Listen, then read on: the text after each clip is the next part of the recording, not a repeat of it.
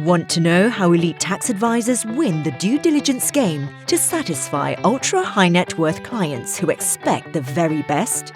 Welcome to the Due Diligence Project podcast, where you get a chance to learn from the elite CPAs, virtual family office professionals and tax specialists who are doing just that. We'll uncover their insider secrets on how they are dominating their competition, vetting new ideas and supercharging their due diligence process to deliver extraordinary results. Bringing his 25 plus years of experience with top tax professionals across the country, please welcome your host, Alex Sunkin. All right, welcome to the Due Diligence Project podcast. We are so excited to welcome our new guest. He's in the studio today, sitting right next to me. You can see him right here. He's Mr. Richard Muscio, known as the Mayor of San Diego. He is a virtual family office and a multi-family office serving ultra high net worth families, billionaires here locally in San Diego. And it is such a pleasure to have you with us, Richard. Glad to be here. Last time I was scheduled, I lost my voice and couldn't say anything out loud for 3 days. It would have been fun just sitting here, just me talking with you sitting there. Nodding my head. Nodding your head, not making noises. It would have been very efficient. But yeah, maybe you wouldn't believe how many texts and emails I got saying, can you just keep that up, Richard? Never speak out loud again? We love it. You would never get a text like that from me because you know I've learned quite a bit from you. That's right. They were all from my wife. That I can relate to. I think my wife would appreciate me not talking for a period of time as well. And then a couple from my kids. So anyway. Here I am. Glad to be here. I have a feeling we could do a bunch of different kinds of podcasts, but today the podcast is still called the Due Diligence Project podcast. But Richard and I, we can talk about a lot of different things. I think our audience really wants to know and get in your head, you know, what is it that you do inside your family office? The family office, people kind of are aware that they exist, but it's really kind of a mystery to most business owners because they're not big enough or wealthy enough to have a traditional family office. So tell us about what you do inside the family office and how you got started. I cross both family office worlds, so I'm physically situated in a multifamily office where we serve 3 families primarily, but we have about a dozen families that sometimes co-invest on the deal-making side with us. And then I also do some work in what I call your space, the virtual family office world, where we're not physically situated in bricks and mortar, but rather serving wealthy families with this vast and vibrant network of resources that surround us. I got into the business, literally 20 years ago, almost exactly 20 years ago, when the largest client of my CPA firm made a decision to create their own family office. This would be around 1999.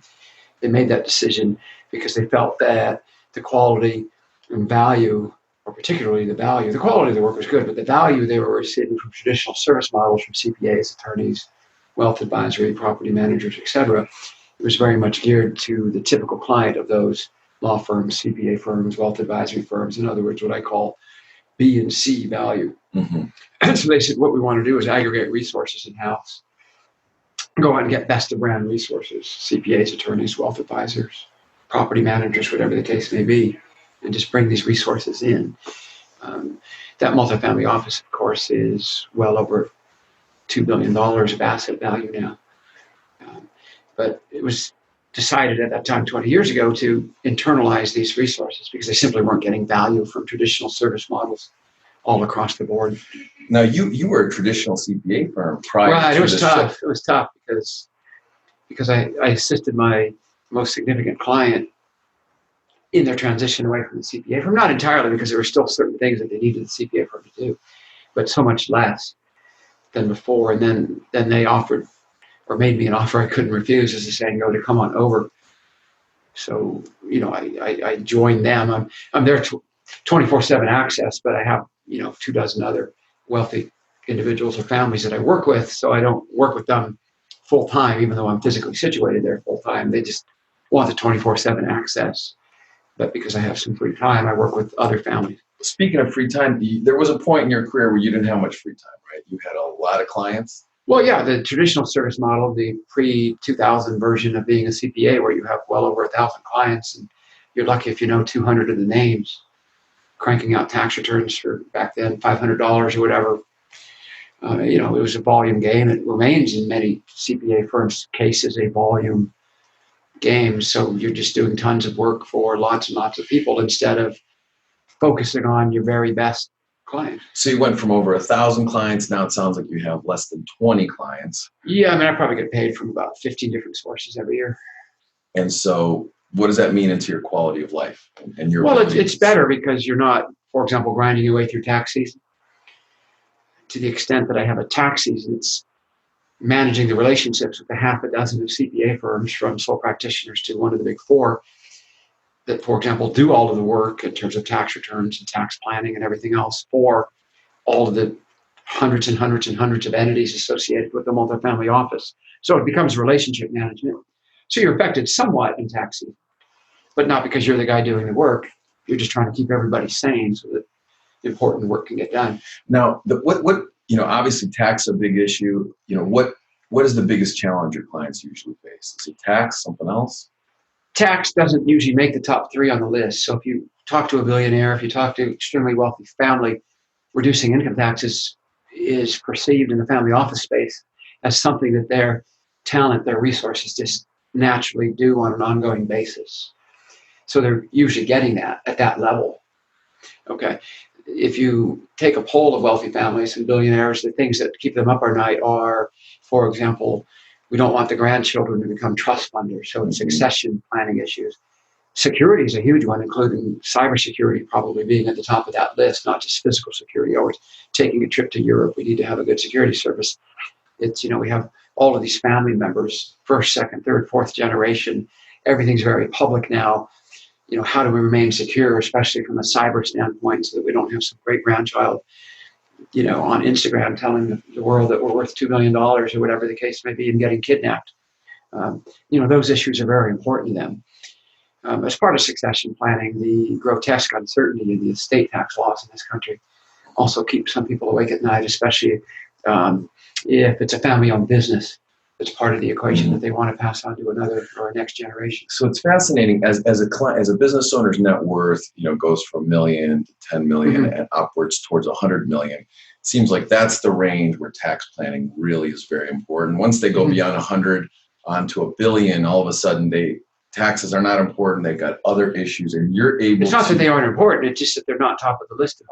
They're still important, but because a family office can go out and hire the best and brightest, there's people doing tax planning all year long, which is how Alex tax planning should be done. It should be done all year long. The challenge that clients in the space that you described, from 10 million net worth to 100 million net worth, their CPAs want to do year-end tax planning, which is physically impossible. It's just another deadline. It's ridiculous. It's so funny that you mentioned it, because recently we've seen articles of Fortune 500 companies. 91 of the Fortune 500 companies zeroed out their taxes, which means the other 409 are paying significantly higher taxes. No, the other ones that are paying taxes are getting ready for some huge liquidity event, so they want to make sure that they don't have to do all these add backs for valuation.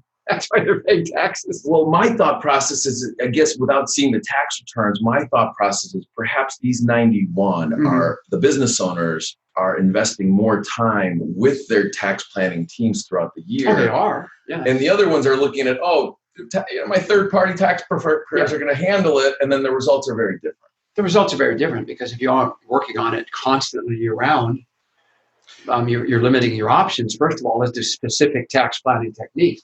If you say to your CPA, let's do some tax planning in December. Well, actually, it never works that way. The CPA says to you, let's do some tax planning in December. It's too late to do 99% of the things that are out there. You should see, as a founder of VFO Hub and the due diligence project, we get emails in January about tax planning in the December prior to. And we're like, So what we need to know now is, do you have a time machine? And can we create a time machine? Because I think that's going to change the way we do due diligence. If there was, but unfortunately, we don't have a time machine. We have a couple of things where we have a time machine where you can carry back, but I don't advise it. No, I don't advise it either. I think the solution seems to be, and you correct me if I'm wrong, is to start the planning, throughout the year. And do it continuously. Because the results, you could see the results are worth it. Zero tax versus hundreds of millions. Look, we could talk all day. What do you think your client's biggest fear is? Their biggest fear for extremely wealthy families is that subsequent generations are not going to amount to much. Is that a good way to put it? That is a good way to put it. They're just not going to amount to much, because the tremendous wealth that families have access to might, for example, decrease motivation.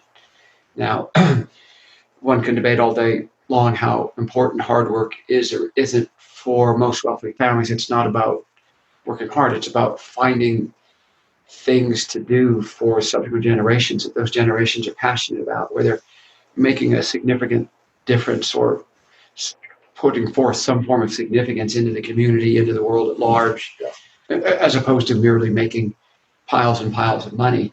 Yes, you've got to make money to keep a family office going and to keep a family going in terms of its financial needs. But it really gets down to an issue of significance and how do we bring subsequent generations along so that they're participating in something significant for the world, for the community, as the case may be. And your role in helping your clients achieve this significance, how integral is it? What do you do? Take us into that. And what do you think the most important thing our audience can glean from what you're doing inside their time? I'll do the most important thing last. It goes from nitty-gritty things like making sure that family meetings are happening and that wealthy families and family offices actually have things like value statements and mission statements. These aren't just theoretical things. They're real things. That's work that needs to be done and implemented. And families need to, on a recurring basis, spend time together talking about what's important to them, both financially as well as non-financially.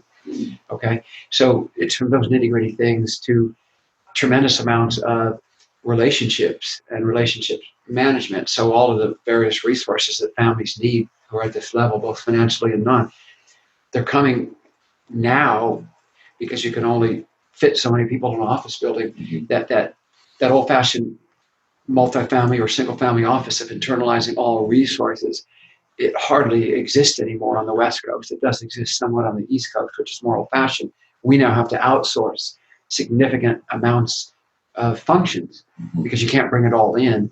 And so you have to have people who have had experience with those resources, who have vetted those resources, who know how to get those resources to work seamlessly with the family. So there's tremendous amounts of relationship management because we outsource so much now. The most important thing for a wealthy, for example, matriarch or patriarch is time. They don't have any time. So they don't want to do things that cause them to have less time, like fill out really long checklists from their CPAs about estate planning. They don't have time to do that. So they don't want to spend more time doing things that they don't have time to do to begin with. And so to the extent that you can create a model that gives people more time to do the things that are most important to them, that's by far and away the most valuable contribution you can make. And then the secondary thing would be what I call no bad surprises. Because you're doing things on an ongoing basis, including tax planning, there should rarely be some really, really bad negative surprise that a family has because nobody's paying attention to the overall overarching objectives that the family has. We at the Virtual Family Office Hub, we've so excited to have you as a member, as a resource, as a thought leader. Mm-hmm. I mean, you play multiple roles in the Virtual Family Office Hub, in the due diligence project. Sometimes you access it as a member. Sometimes we're bringing you in as a resource mm-hmm. to bring thought leadership to our community.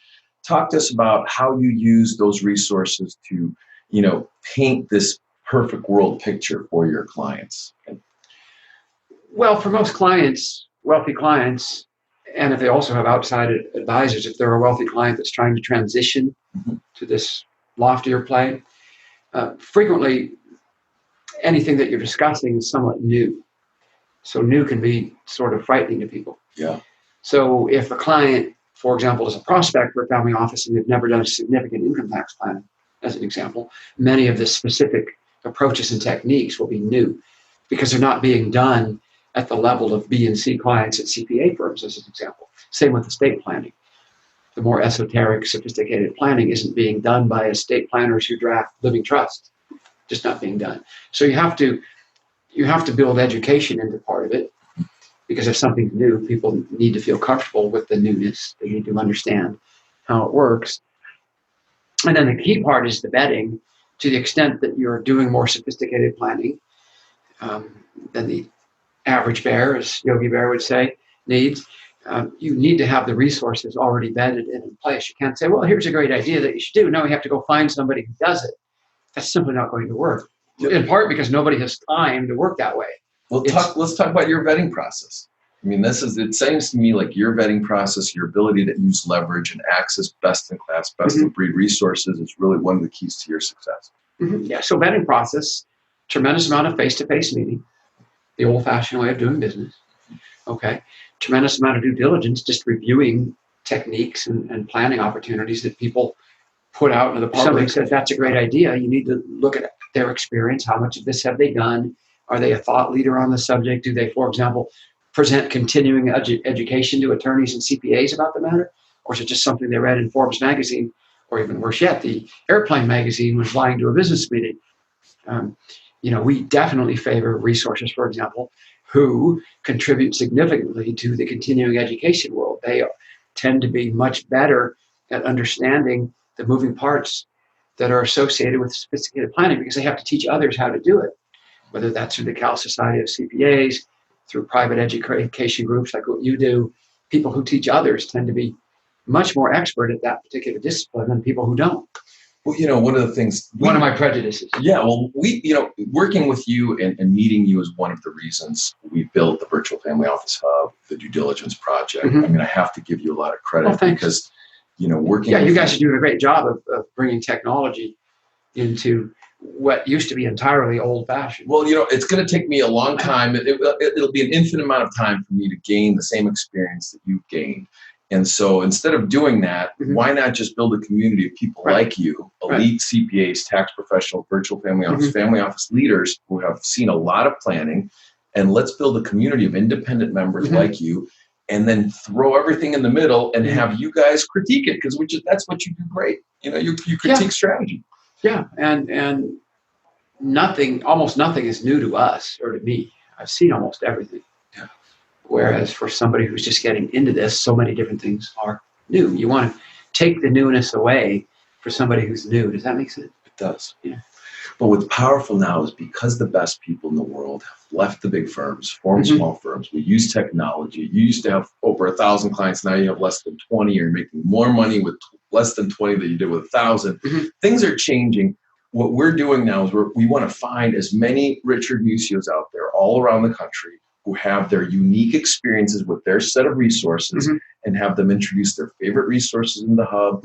Each one individually vets them out, and together we're going to find who are the best 3 tax attorneys in the country. And is this guy, which one of them or which gal is the best?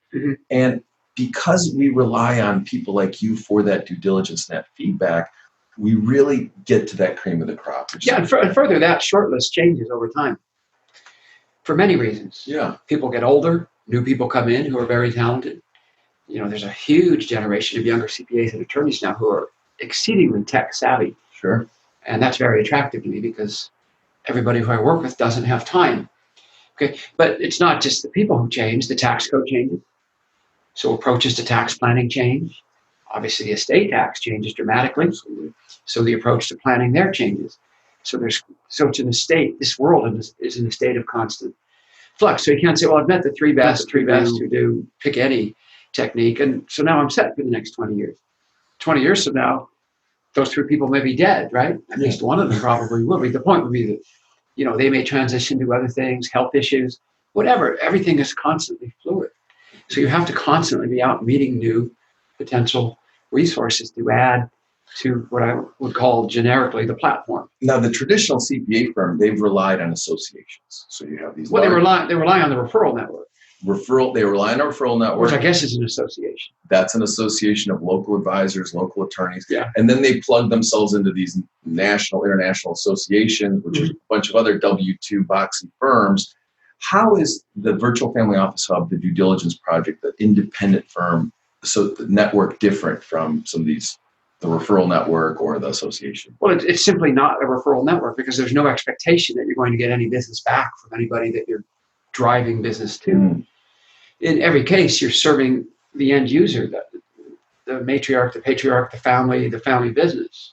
There's no expectation. See, the problem with the referral approach is that you make referrals to people who've made referrals to you. Well, what are the odds of that person being the best in the country at whatever they do? It's next, like and the San Diego Padres are going to win the World Series this year. For my next joke, it's not the case. So the referral thing is, hey, I'll send you some business, Alex.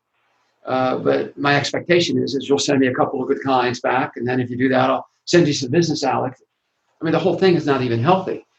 And of course, the end user who's playing in the family office space, the very savvy, wealthy individual or family, they know that the referral model works that way. They know it's not for them. It simply doesn't work. You're looking for the best for them. And it's not just financial. You're looking for the best private jet for them. You're looking for the best everything for them.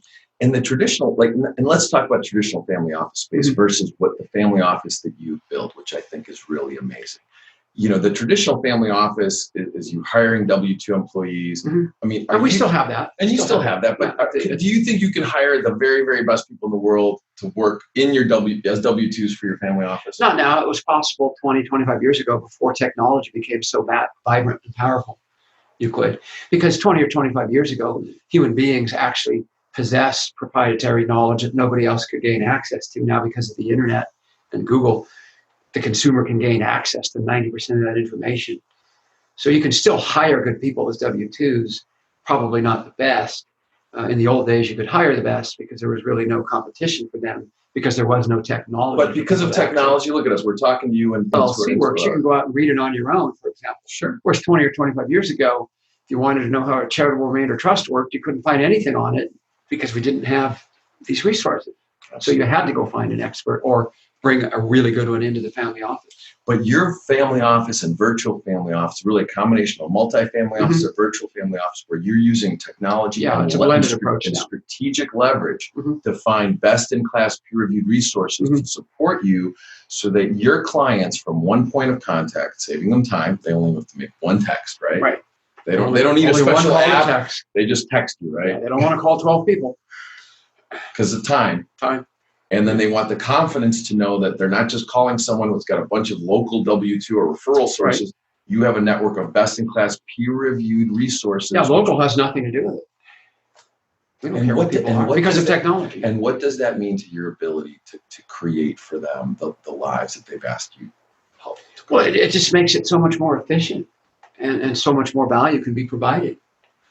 Because prior to having these kinds of technological resources, you basically were stuck working in a local or at least regional format.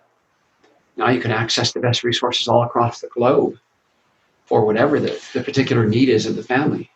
Richard, when we first started having this conversation, what was it, like 11, 12 years ago? Yeah, I think it was about 2008. Yeah, it was 12 years ago. Yeah. And it's amazing how it's still the same conversation. I've gotten a lot smarter. I was not very smart maybe 12 years ago. No, you were.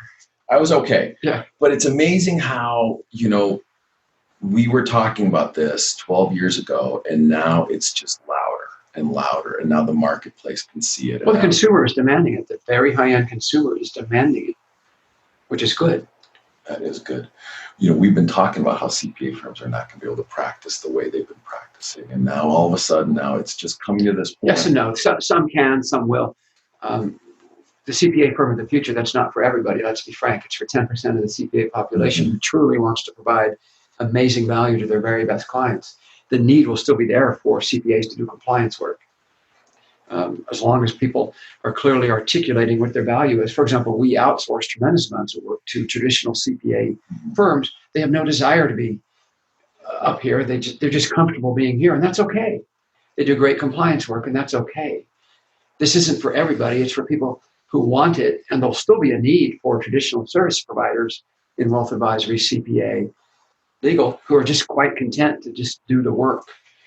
And that's good. That's okay. You said a lot of things here that are some tremendous takeaways for our audience. You talked about best-in-class peer-reviewed. You talked about this combination of virtual family office with multi-family office integration. There's another thing that you said that I want to touch on, and it's you really find out what it is your clients want and need. And that you can't guess at this because you're dealing with billionaires. You're dealing with people worth hundreds of millions of dollars. You can't guess. So how do you gather this information? You ask questions and you shut up, either voluntarily or involuntarily, as I did for 3 days, and listen. The traditional CPA does not do this, right? I mean, no, most CPAs don't ask questions. They answer questions the clients ask. Is it because they have thousands of clients and they're stretched too thin, or they don't have time to ask questions of their clients, because God forbid the client may say something that's really significant that would require the CPA to spend time he or she doesn't have to work on. So they simply don't ask questions. There's simply too much to do for a traditional CPA. So they're running around doing too much, spread too thin, too many clients, too many things, working on. And their best clients are asking them questions that the CPA should be initiating. And their best clients don't know that the CPA can do a lot more for them. And so they're not investing like the 91 of the Fortune 500. So this is really a big disconnect. It's a vicious cycle is what it is. So, I mean, how do we fix this? How does a CPA transition from over 1,000 clients and losing their mind, not asking their best clients questions of what they want and need, to where you're at? A CPA has, or any professional, this applies to attorneys, wealth advisors, on it goes. They have to say, I want to do things differently. I'm not content being some generic provider, B and C level services to all of these people. I want something that is more significant in terms of what I'm putting into the world.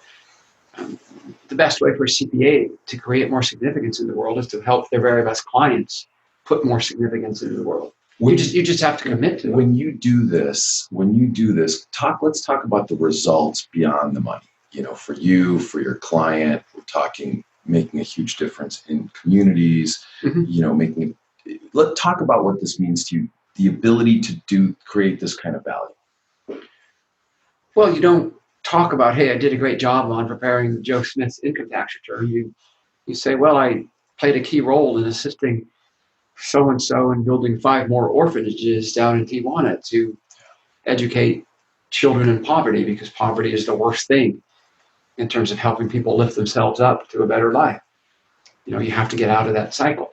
So you just get to work on things that are more, I think, meaningful than, I'll be frank, doing an income tax return isn't particularly meaningful.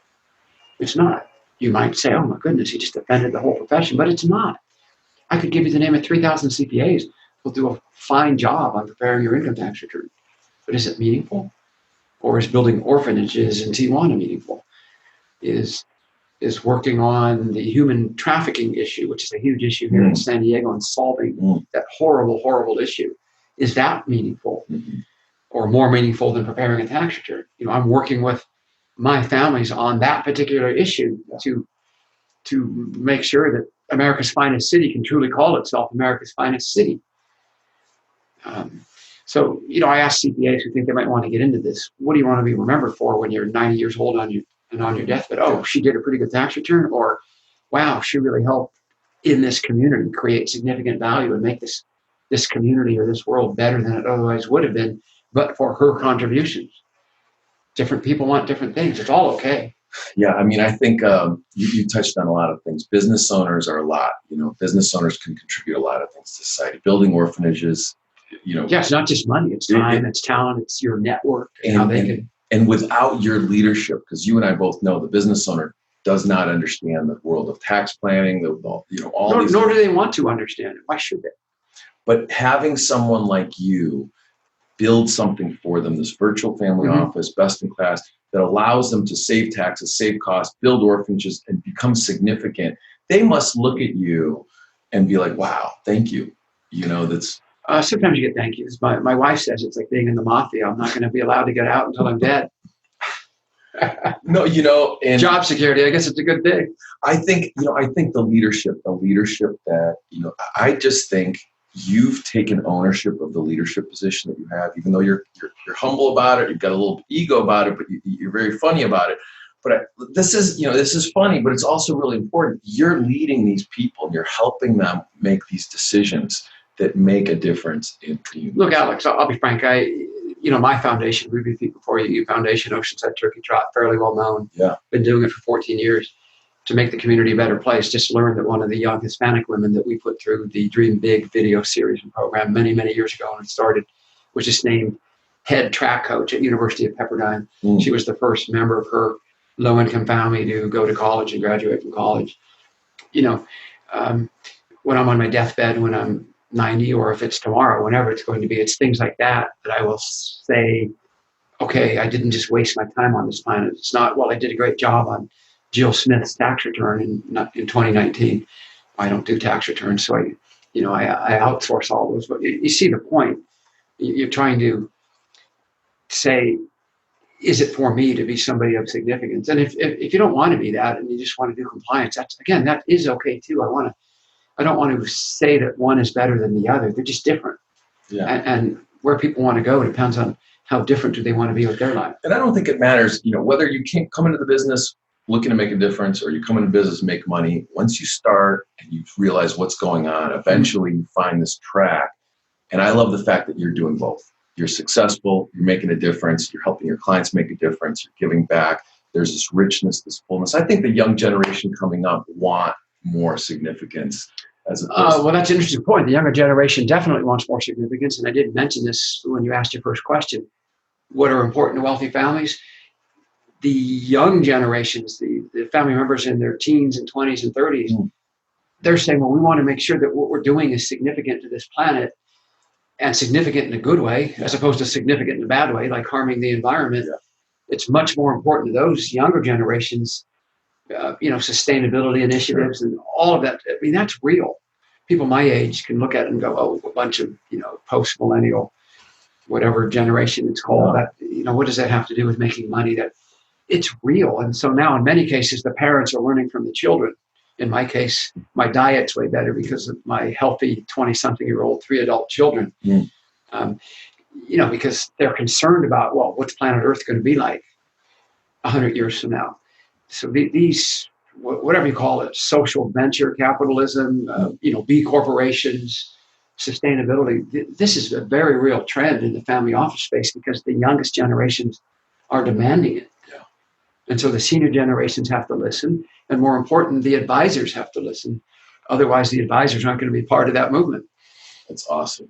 And all of this, you're able to make a difference because you eliminated, over 1,000 clients, Mm-hmm. working with less than 20. You Mm-hmm. created more time and space for yourself. I know you do a lot of stuff in Hollywood. Your wife does movies with Snoop Dogg. Yeah, I just came here from doing my award-winning radio show, voted Best Radio Specialty Series in San Diego by the San Diego Press Club.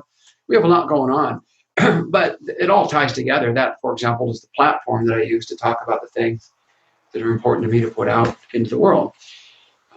And the fact that my wife loves to act, that's a great thing. Having great relationships really, really helps, both financially and non-financially, if somebody wants to play in that space. Would it be possible for you to live this life if you were operating as a traditional CPA? No, tax season would kill me. So by you shifting from that traditional model to this new firm of the future model that you've been championing as a thought leader, we've been championing together as part of the Virtual Family Office Hollywood Due Diligence Project.